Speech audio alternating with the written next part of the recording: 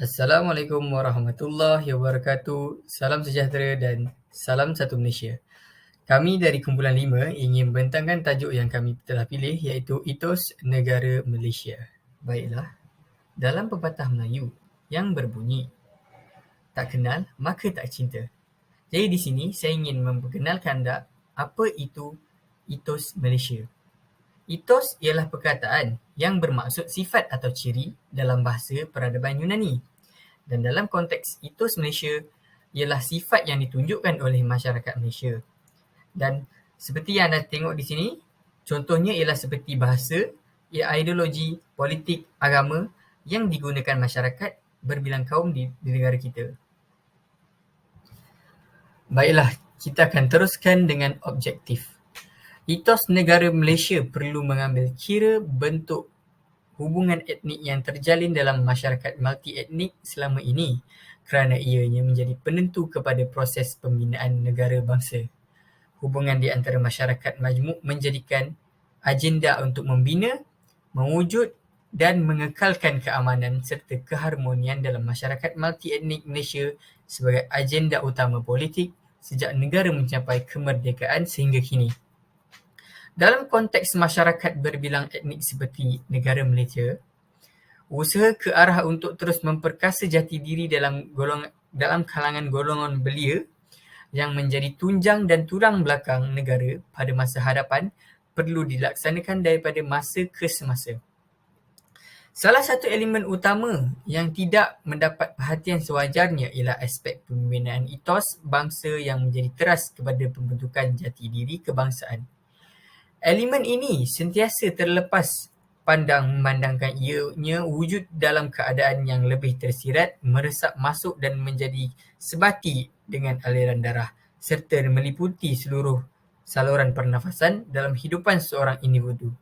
Oleh sebab itu, pembentukan etos bangsa ke dalam jati diri golongan belia sentiasa harus ditanam, dipupuk, disemai, dibajai, disirami dan dibelai supaya terus sentiasa subur dalam diri seseorang itu.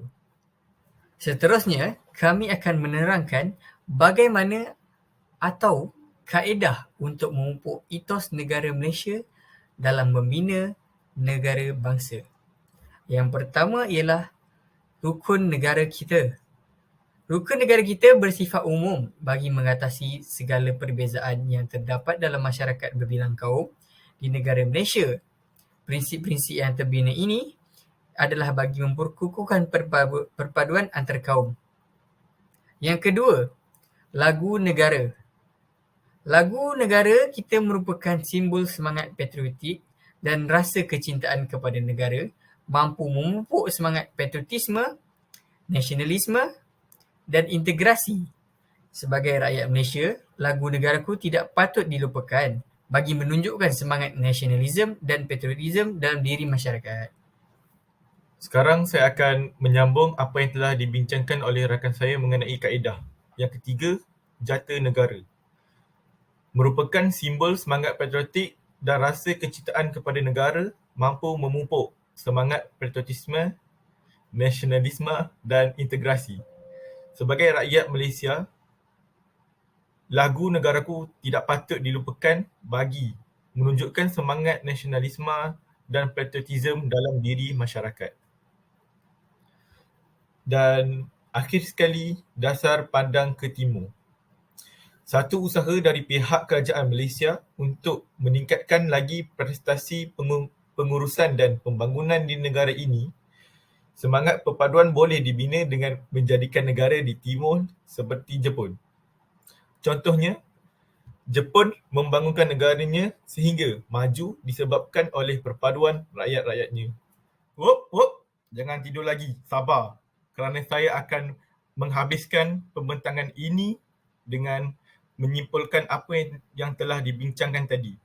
Dalam konteks masyarakat berbilang etnik seperti Malaysia, usaha ke arah untuk terus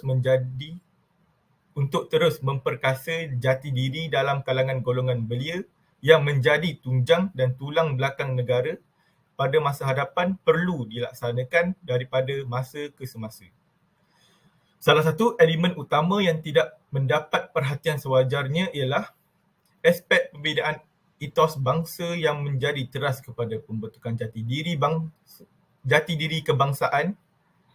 Elemen ini sentiasa terlepas pandang memandangkan ia wujud dalam keadaan yang lebih tersirat, meresap masuk dan menjadi sebati dengan aliran darah, serta meliputi seluruh saluran pernafasan dalam kehidupan seseorang individu.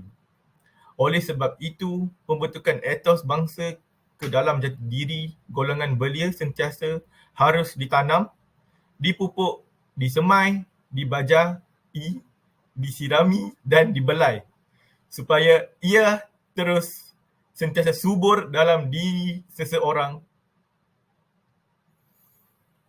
Sekian, terima kasih.